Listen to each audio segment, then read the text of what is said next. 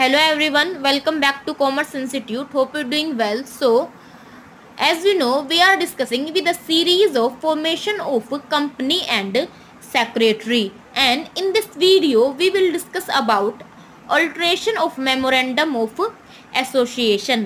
कि एक कंपनी के मेमोरेंडम ऑफ एसोसिएशन में किस तरीके से चेंज किया जा सकता है. सबसे पहले रीड करेंगे meaning of memorandum of association. It is a charter and defines the limitation of the powers of a company.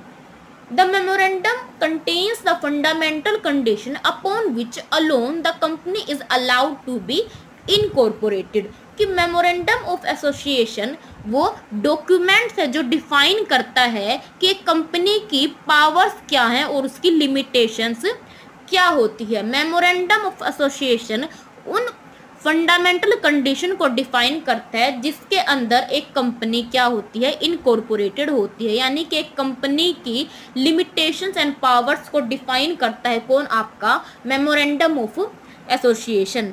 And memorandum of association के अंदर क्या क्या इंक्लूड किया जाता है. फर्स्ट इज नेम क्लोज कि आपकी कंपनी का क्या नाम होगा. देन रजिस्टर्ड ऑफिस, कंपनी का रजिस्टर्ड ऑफिस कहाँ होगा. देन ऑब्जेक्ट क्लोज कि उस कंपनी का ऑब्जेक्टिव क्या है. देन लाइबिलिटी क्लोज कि उस कंपनी के शेयर होल्डर की लाइबिलिटी कैसी है, लिमिटेड, अनलिमिटेड और limited by guarantee. Then capital clause कि उस कंपनी की ऑथराइज्ड कैपिटल कितनी है. देन एसोसिएशन क्लोज कि उस कंपनी की एसोसिएशन कैसी है.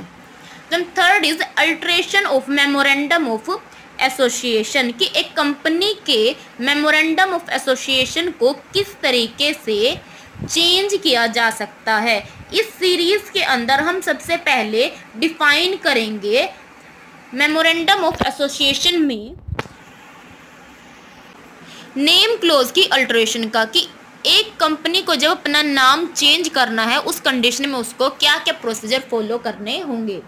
Then a company by special resolution with the approval of central government in writing change its name कि एक कंपनी जब मीटिंग के अंदर स्पेशल रेजोल्यूशन पास करके और सेंट्रल गवर्नमेंट की रिटर्न में अप्रूवल लेकर अपने नाम को चेंज कर सकती है. एक कंपनी के नेम क्लोज के अंदर चेंज के लिए कौन से सेक्शन के अकॉर्डिंग किया जाता है, 13 सेक्शन के अकॉर्डिंग. सेक्शन 13 के अकॉर्डिंग एक कंपनी क्या करती है, अपना मेमोरेंडम ऑफ एसोसिएशन के अंदर ऑल्ट्रेशन कर सकती है. Then no approval of central government will be required when in addition to और deletion there from of word private company to public company and public company to private company कि जब आपकी एक प्राइवेट कंपनी पब्लिक कंपनी बनती है या फिर एक पब्लिक कंपनी प्राइवेट कंपनी बनती है, उस कंडीशन के अंदर जब कोई कंपनी अपना नाम चेंज करना चाहती है तो उसको सेंट्रल गवर्नमेंट के अप्रूवल की कोई ज़रूरत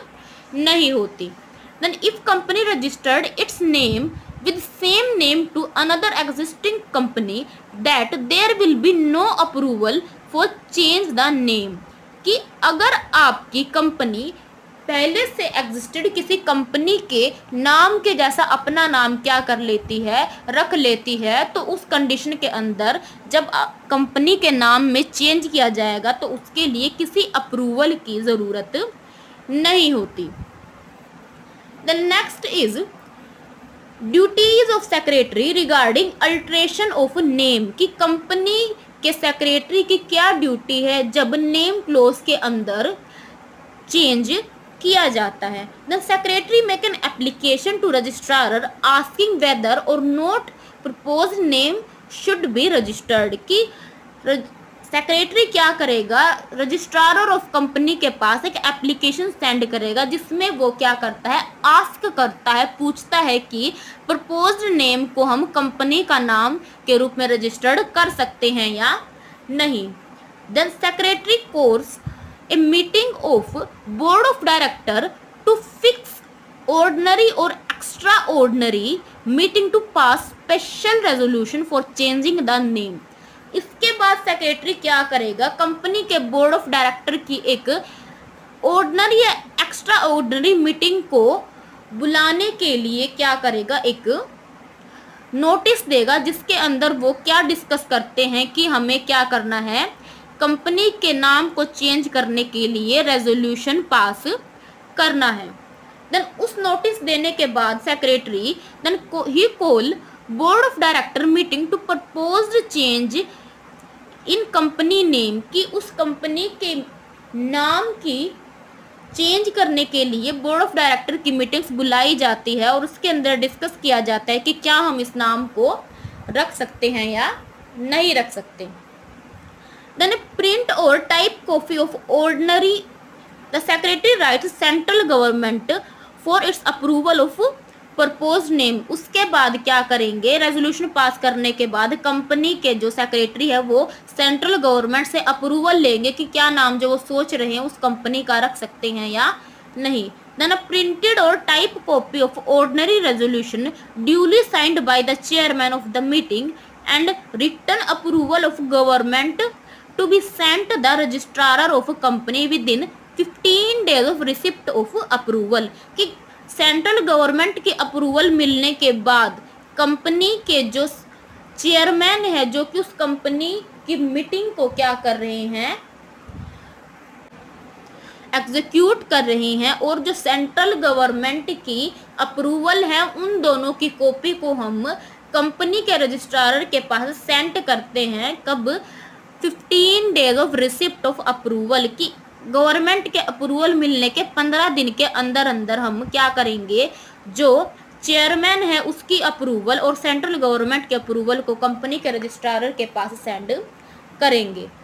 the secretary then replace the old name of the company with a new name and display it the company's registered office, की नोटिस को कंपनी के रजिस्ट्रार को सेंड करने के बाद कंपनी का सेक्रेटरी क्या करेगा, पुराने नाम की जगह नया नाम क्या करेगा, डिस्प्ले करेगा, कहाँ पर, कंपनी के रजिस्टर्ड ऑफिस के पास।